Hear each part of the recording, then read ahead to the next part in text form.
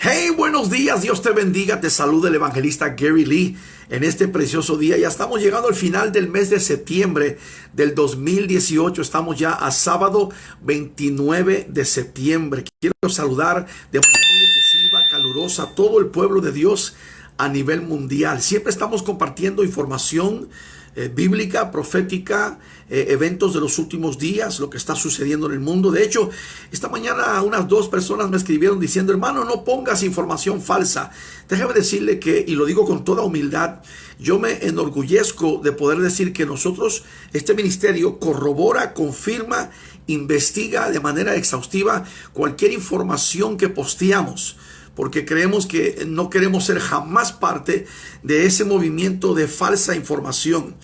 Hace 2 días que hubo un terremoto espantoso en el área de Indonesia, Malasia y de Filipinas, y cerca más bien de la isla de Indonesia, que fue 7.5 y provocó un tsunami que arropó pueblo completo. Así que hasta el momento están diciendo que hay cerca de 500 muertos y pudiera ser hasta en el...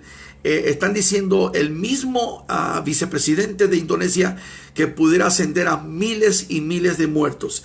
Así que cuando hay una información de esta índole, incluso las fotos que compartimos son verídicas, son actuales, son corroboradas y confirmadas. Y todo esto lo que nos muestra es la gente que realmente no tiene información, la gente que no tiene conocimiento y que sin confirmar, sin investigar, inmediatamente lanzan y empiezan a decir cosas que no saben realmente. Pero bueno, me gustaría hablar hoy sobre el cuarto templo judío. Yo sé que usted dice: pero hermano, ¿cómo que el cuarto templo judío? ¿Habrá un cuarto templo judío? Todos están hablando en este momento de el tercer templo, o sea, el templo que el pueblo hebreo o el pueblo judío está por construir, el tercer templo. Déjame darte una pequeña reseña con respecto a la historia de Israel y sus templos. Primero y antes que nada, en el Viejo Testamento hay mucha información que se dedica específicamente con respecto al tabernáculo. Sabemos que el tabernáculo fue construido bajo el liderazgo de este gran siervo llamado Moisés cerca de unos 3.450 años atrás. Y después de la conquista de Canaán, el tabernáculo y sus contenidos se quedaron en Silo hasta el tiempo de los jueces. Silo era en el área de donde estaba, por ejemplo, la tribu de Efraín. Después de Silo fue destruido. Acuérdense que en el año 1050 antes de Cristo, Silo fue destruido. El arca del pacto, que es lo que llaman el arca de la alianza, que es una caja grande donde habían 3 cosas importantes. Estaba, por ejemplo, el maná del desierto, la vara de Aarón y los 10 mandamientos. Este arca del pacto, que fue algo impresionante, poderoso, esto fue transportado en diferentes ciudades filisteas hasta que eventualmente llegó a la parte sur del palacio de David, allá por el monte del templo en la ciudad de Jerusalén, o como decimos con acento de dulzura, de Jerusalén. Llega al palacio de David en el monte del templo y bueno, eventualmente cuando ya tienen su primer templo, el pueblo judío llega a acomodarse en el lugar santísimo. Estamos hablando del año 952 antes de Cristo. Recuerden que David, Dios no le permitió levantar templo porque David le falló al Señor, cometió grandes infracciones. Entonces manchó sus manos con sangre inocente y por otras razones, pero la visión, el diseño, el corazón de David era levantar casa a Dios, templo a Dios.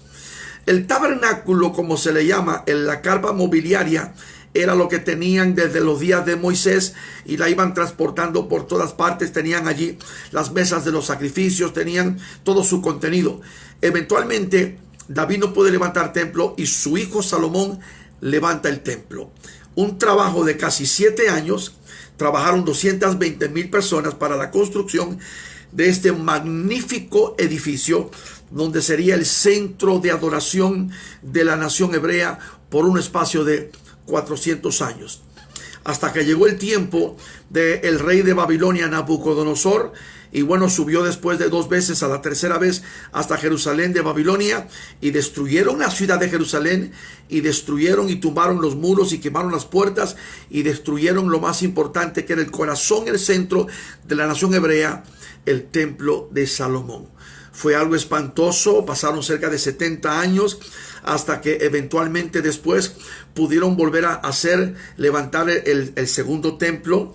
De hecho, fue una época en la historia de Israel que fue muy triste, porque por muchos años Dios extendió paciencia, misericordia, y la prolongó por cerca de 850 años, desde los días de Moisés hasta los días de los tiempos de los profetas Ezequías, Jeremías, Ezequiel, Jeremías, Daniel, Sadrach, Mesach y Abednego. Fueron momentos muy tristes para la nación de Israel. Eventualmente Dios, como le dio una promesa a David, que su casa permanecería para siempre, eventualmente levantan en el tiempo de Zorobabel su segundo templo, levantan en el tiempo de Nehemías el copero, restauran los muros, levantan las puertas, y eventualmente levantan de nuevo el segundo templo. Ahora, este segundo templo, 19 años antes de Cristo, fue restaurado y hecho más grande, más magnífico, por el famoso Herodes el Grande, que fue puesto por el Senado romano en la tierra de Judea, 19 años antes de Cristo. Fue un trabajo de cerca de 46 años, y en el año 29 después de Cristo, cuando Jesús, 2000 años atrás, está en Jerusalén, en Israel, ese es el templo que él conoció. El mismo donde él entró y tumbó la mesa de los mercaderes que estaban vendiendo los sacrificios, explotando los sacrificios, especialmente en el tiempo de Pesaj, que es la Pascua, donde venían los judíos con sus corderitos. Y si no le parecía muy bien a los saduceos y a los vendedores ahí en el templo, que los corderitos no eran bastante perfectos ni limpios, volvían a venderles otros y se deshacían. Fue un desastre tremendo. Por eso Jesús entró y le tumbó la mesa a los mercaderes. Ahora, la importancia del templo. ¿Qué significa que representa el templo? Representa desde los días del tabernáculo y posteriormente el templo, la presencia de Dios para con el pueblo. Recuerde eso.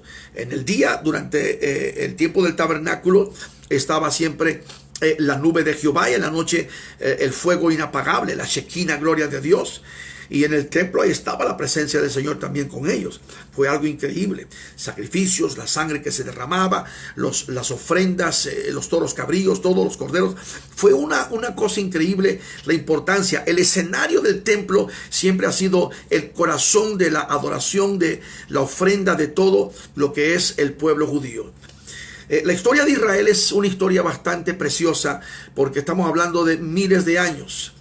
Estamos hablando de que el primer templo fue construido por Salomón 2950 años atrás. Segundo templo restaurado allá por el año 454 después, antes de Cristo. Estamos hablando de, hermano mío, bastante tiempo. 638 años antes de Cristo. Recuerde que el monte del templo, donde descansaba el templo, el monte del templo, estaba en manos de los musulmanes. Y fue porque Mahoma nació en el año 571, algo por ahí, antes de Cristo. Después de Cristo. Mahoma nació 571 después de Cristo, y su movimiento fue tan grande, creciendo tan poderosamente, que ya cuando murió 631, 32 después de Cristo, ya estaban moviéndose por todo lo que era la península arábica. El lugar más santo hoy todavía para los musulmanes es la Meca, en Arabia Saudita, seguido por Medina, y el tercer lugar más santo para los musulmanes en el mundo es el Domo de la Roca, la Cúpula Dorada o la Mezquita de Omar. Y esto está precisamente en el monte del templo. ¿Qué es el monte del templo? El monte Moria, el centro de Jerusalén, arriba donde hoy todos, cuando ven una fotografía de Jerusalén, pueden ver esa cúpula dorada. Eso no es un templo judío, esa es una mezquita musulmana. De hecho, eso es protegido por el gobierno de Jordania, con un arreglo que tienen con el gobierno de Israel. 638 después de Cristo, los musulmanes levantan ese lugar ahí. En el año 1099, en el tiempo de los cruzados, o los cruzados derrocaron, tumbaron eso y convirtieron eso en templos cristianos. Pero en el año 1187 llega el tiempo de Saladín el Magnífico y de nuevo restauran este lugar a la religión islámica. Hasta el día de hoy.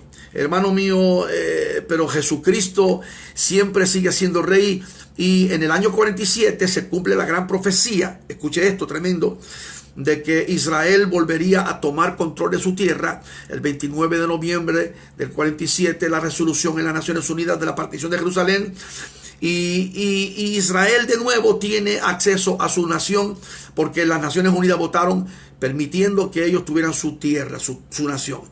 El 14 de mayo de 1948 levantan la bandera con la estrella de David. El primer ministro de Israel fue David Ben Gurión. Y bueno, empezaron las guerras y porque no querían aceptar que Israel tuviera su tierra otra vez. Pero solamente tenían acceso a la mitad de Jerusalén, que era la parte oeste. El año 1967, la famosa guerra de los 6 días, Israel, gracias a Dios, pudo tomar control finalmente de la otra parte de Jerusalén, que es la parte que corresponde a todo lo que es el monte del templo.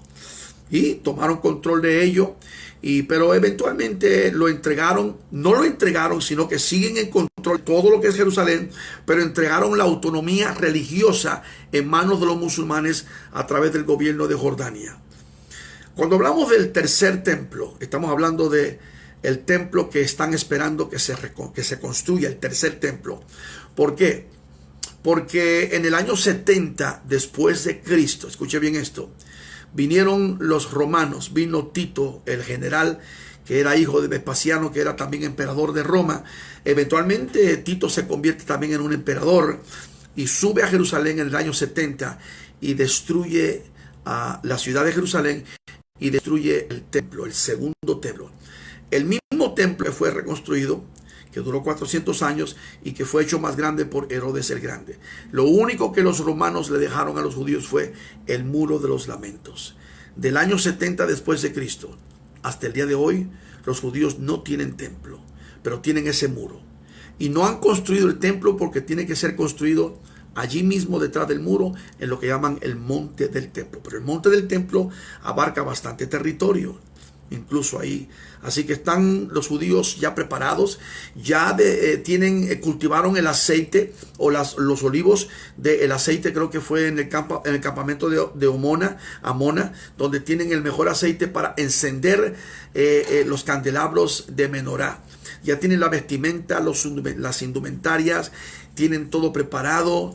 Incluso en los últimos 2-3 años parece que hay 300 jóvenes preparándose para el sacerdocio, para poder eventualmente empezar a tener sus sacrificios cuando logren tener su tercer templo.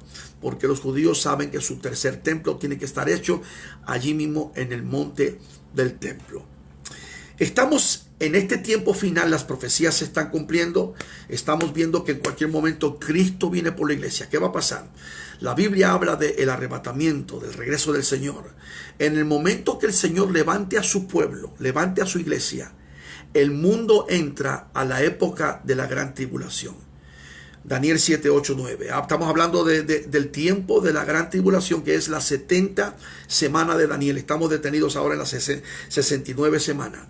Y es interesante porque en el momento que el mundo entra a esta última semana, la semana 7-0 o la última semana, que son 7 años de tribulación, el anticristo también se va a manifestar. Ya el mundo está anhelando un líder que controle este desorden que hay en toda la tierra.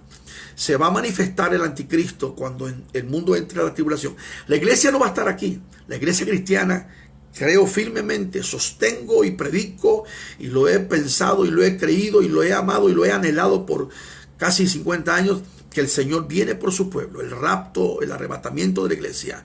La iglesia se levanta, el mundo entra en la tribulación, se manifiesta enseguida el anticristo, el hijo de pecado, el diablo encarnado, la bestia en revelación, y de alguna manera milagrosa el anticristo, que va a llevarse a toda la gente del mundo, va a impactar con un carisma tremendo a los líderes del mundo.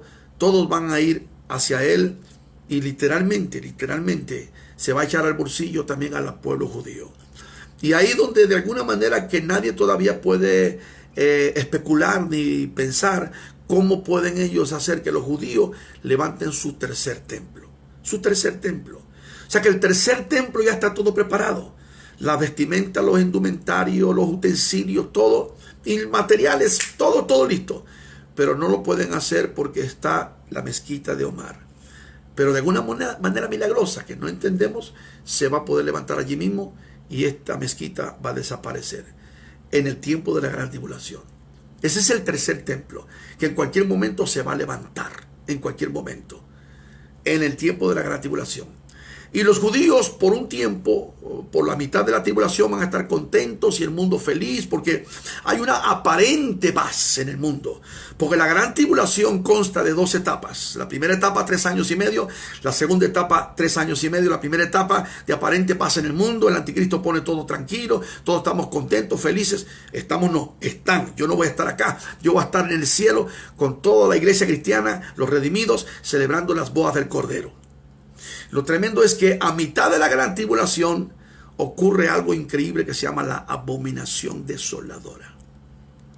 Y en este tiempo es cuando el anticristo se quita la careta, la máscara, se sienta en el templo del pueblo judío y exige que se le adore.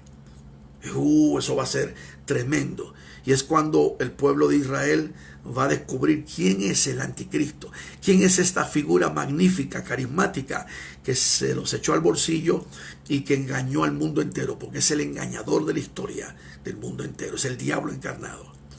Y ahí en el tercer templo, eso es lo que llamamos, ese templo se convierte en el templo del anticristo. Muchos preguntan si habrá un cuarto templo, y ese es el meollo de este posteo, ese es el tema, eso es lo que quiero yo enfocar por un momentito nada más. Habrá un cuarto templo, eso es lo que estamos viendo. Ahora, cuando nos vamos a las profecías y vemos en el antaño el profeta Zacarías, capítulo 6, versos 13, podemos ver que posiblemente se está hablando ahí de un templo que donde Jesucristo mismo, ya después de que el Señor, hermano, vence al diablo, lo destruye y establece su reino milenial. Igual que la visión de Ezequiel capítulo 45, estamos viendo todo esto. Piensa en esta posibilidad. El tercer templo se convierte en el templo del anticristo, pero ya Jesús viene al final de la tribulación y mata al anticristo y destruye las fuerzas contra Israel y salva a Israel en esa última batalla, la famosa guerra de Armagedón en el norte de Israel. Y es cuando se cumple también la profecía del profeta Zacarías, que dice: y le mirarán esas heridas en sus manos y le preguntarán: ¿y esas heridas dónde las obtuviste? Y Jesús, y yo he pensado tantas veces en esta escena tan tremenda, Jesús les dirá: con estas heridas fui herido yo en la casa de mis amigos. Como diciendo, ustedes, cuando yo vine y nací en Belén y me crié en Nazaret, ustedes no me aceptaron como el Mesías que siempre he sido. Yeshua HaMashiach. Y los ojos de aquellos judíos que sobrevivieron esta guerra de Armagedón se les caerán, se les abrirá los ojos, las vendas caerán y reconocerán a Jesús como el Mesías, y ahí clamarán Yeshua HaMashiach. Qué increíble, ¿verdad? Wow. Entonces Jesús allí salva al pueblo judío, destruye primero al anticristo, salva al pueblo judío y establece su reino milenial con la capital en Jerusalén. Y se cree que ahí entonces habrá otro templo, el cuarto templo. Quizá, posiblemente, a 31 millas al norte, cerca de Betel, por allá por Silo, donde estaba en el tiempo donde estaba el territorio de Efraín. Sea como sea, al final del día, este es un poquito de una reflexión sobre el cuarto templo. Pero más que el templo, y posiblemente ahí durante esos 1000 años estará ese templo, y supongo yo y creo yo, espero yo que ahí va a estar también el arca del pacto, que nadie sabe dónde está. Me imagino, yo creo con todo mi corazón que el Señor lo tiene guardado en algún lugar, porque lo último que se sabe del arca de la alianza, el arca del pacto, es cuando Nabucodonosor sube a Jerusalén y destruye allá en el 586 antes de Cristo, y algunos piensan que posiblemente Jeremías el profeta lo escondió, Jeremías se lo llevó para Egipto, y luego hay un grupo de gentes que piensan que está en Etiopía en una iglesia. Al final del día no sabemos mucho de esto, pero sí entendemos y sabemos que todo esto que te estoy platicando está tan cerca de su cumplimiento. Cristo ya viene pronto. Veamos, ¿qué representa el templo? Representa la presencia de Dios, representa la gloria de Dios en nuestras vidas. Tenemos que buscar a Dios de corazón. Nosotros tenemos que pedir a Dios que entre a nuestra vida, porque nosotros hoy somos el templo de Dios, y el Espíritu de Dios mora en los corazones que están entregados a Jesucristo. Jesús, mi amado Señor y mi Salvador, el dueño de mi vida, el Rey de mi vida, y la nación de Israel, y ese montón de gente, que hay millones que odian a Israel, tienen que saber esto, que Israel es el pueblo de Dios. Ha sido el pueblo de Dios y siempre será el pueblo de Dios. Y el pueblo de Dios es Israel, y la iglesia es la iglesia. Pero eventualmente, cuando llegue este tiempo final, que te estoy hablando de las profecías, y Jesús establezca su reino milenial, ya no habrán dos pueblos, sino un solo pueblo. Los redimidos por la sangre y el pueblo de Israel que fue salvo, un solo pueblo, sirviendo y adorando y bendiciendo el nombre de Jesucristo como Rey de Reyes y como Señor de señores. Y me gusta mucho que la palabra dice que y un día de estos, muy tremendamente y muy pronto, y toda rodilla se doblará y toda lengua confesará en el mundo entero que Jesucristo es Señor de señores. Qué hermoso, ¿verdad? Oye, Dios te bendiga, Dios te guarde. Solamente para que pensemos, para que meditemos, es una pequeña reflexión. Venía yo en estos días pensando sobre la posibilidad de un cuarto templo. El primer templo fue destruido por Nabucodonosor. Segundo templo fue levantado después en el tiempo de Zorobabel y hecho más grande por el rey Herodes, y fue destruido en el año 70 después de Cristo, el segundo templo, y están esperando que se levante el tercer templo. Tercer templo se va a levantar, pero después el tercer templo, a mitad de la tribulación, se cometerá una grande abominación, y es cuando el anticristo se siente en el templo y diga, exigen que se le adore a él. Ese será el templo entonces del anticristo. Y mi pregunta, ¿habrá un cuarto templo? ¿Habrá un cuarto templo? Y si hay un cuarto templo o no hay un cuarto templo, al final del día Jesús reinará desde Jerusalén por 1000 años, y después de 1000 años el diablo será soltado por un tiempo más para probar a estas naciones del mundo, y después, qué maravilloso, vendrá esta gran Jerusalén, porque Jerusalén que conocemos hoy, que está allá en el Medio Oriente, es donde reinará el Señor por 1000 años, pero después, cielos nuevos y tierras nuevas, vendrá esa nueva Jerusalén del cielo, y vendrá acá, y ahí reinaremos con Él eternamente. Maravilloso es pensar en nuestro futuro. Que Dios te bendiga, que Dios te guarde en este tiempo poderoso. Y sabes que muchos de ustedes, y siento decir esto, muchos de ustedes que han estado un poco fríos, distantes, descarriados, desbalagados, ¿por qué no vuelves al Señor? Jesús te ama, como siempre te ha amado, y con un amor profundo y grande. Dios te bendiga, Dios te guarde. Comparte esta palabra con alguien el día de hoy, y muchas bendiciones. Shalom.